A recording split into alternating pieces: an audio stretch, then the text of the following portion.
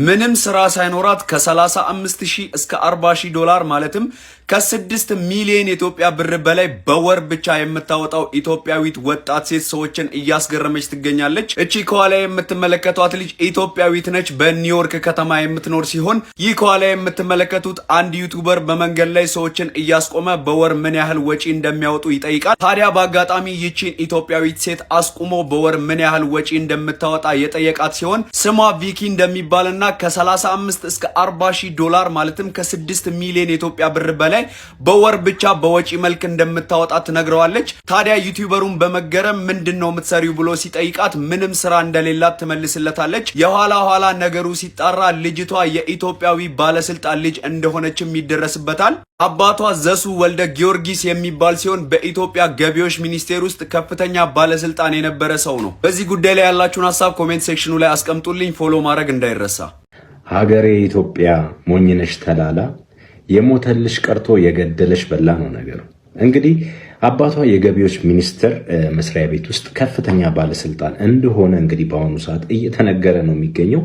እቺ ልጅ እንግዲህ ወራዊ ወጪዋ ማለት ነው በኒውዮርክ ከተማ አንድ ዩቲዩበር እንግዲህ ጎዳናዎች ላይ ዞር እያለ ኢንተርቪው እያደረገ እዚህ ሀገር እንግዲህ ለመኖር ምን ያህል ወጪ ታወጣላችሁ እያለ ራንደምሊ ያገኛቸውን ሰዎች ይጠይቃል ማለት ነው።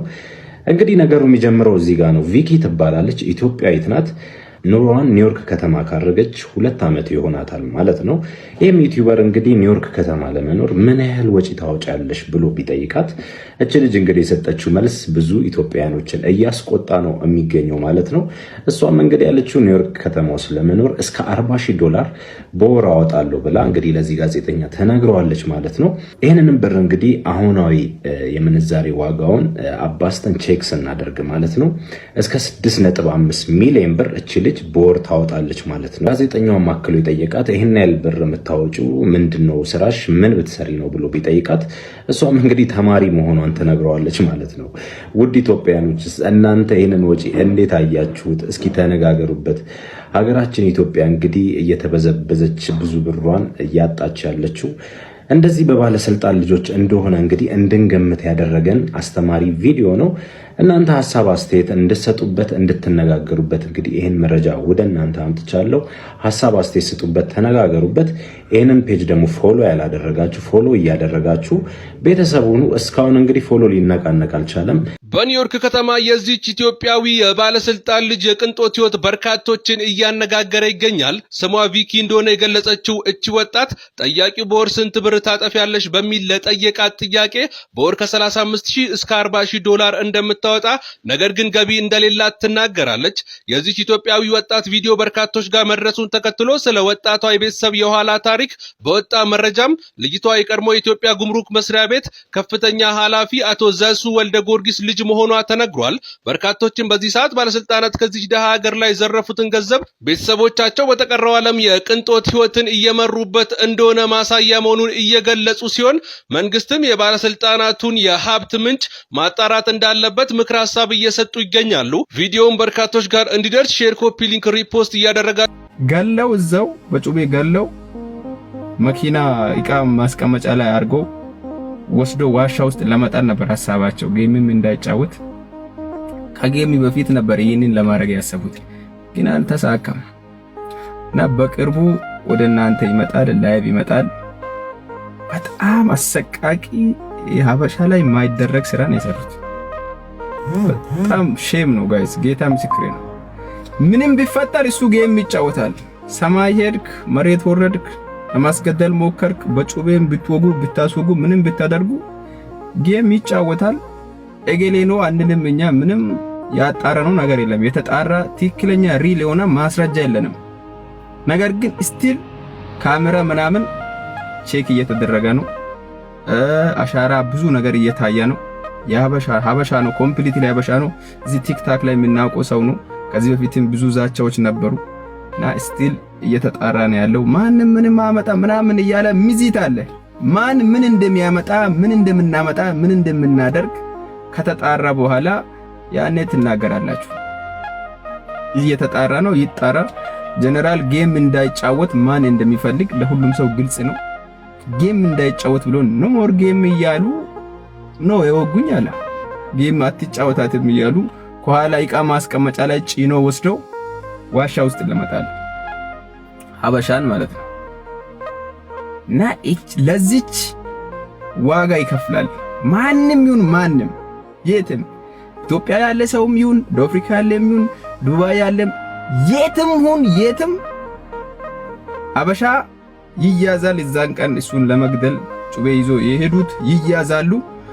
እዛኔ ይናዘዛሉ ማን እንደላካቸው ከየት እንደመጡ። ያኔ ጆን 77 እንደተናዘዘ ይናዘዛታል።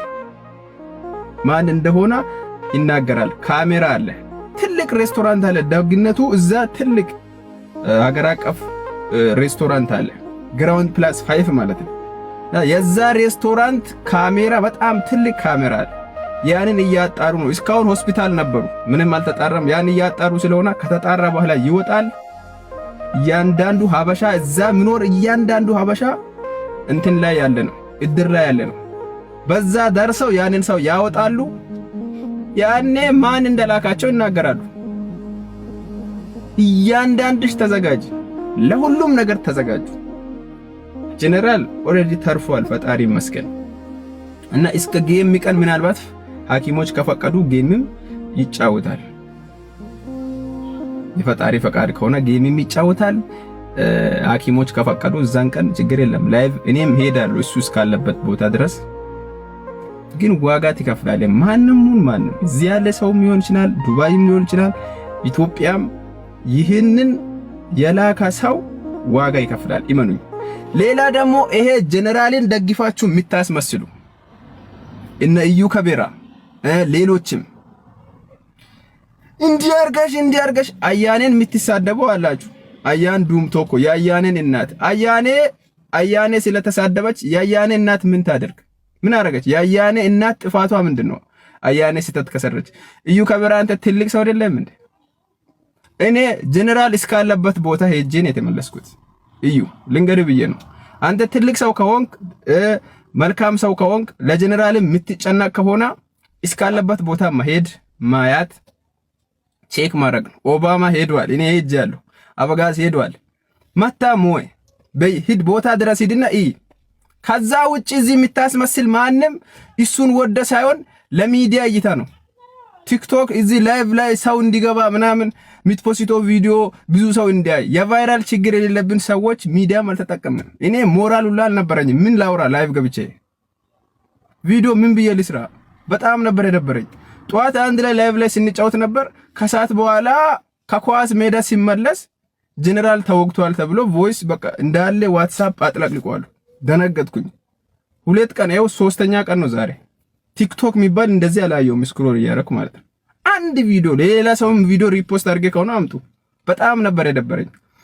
በዚህ ሰዓት በዚህ ውጥንቅጥ ውስጥ ቲክቶክ ገብቶ ጀነራል ወንድሜ ምናምን ሚል አስመሳይ ነው።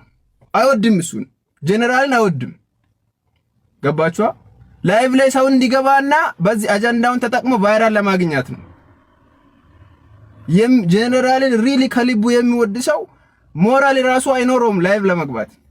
እኔ እውነት እናውራ ከተባለ የእናቴ ልጅ ይቶም የእናቴ ልጅ ወይም እየባይ ሊሃ ወይም ቀሰማ እኔ ላይቭ ገባለሁ ጋይስ። ከጀነራል አሁን ጀነራልን ተውና እኔ አሁን አንድ ወንድም አለኝ። የኔ ወንድም ተወግቶ ላይቭ ገባለሁ አይሆንም።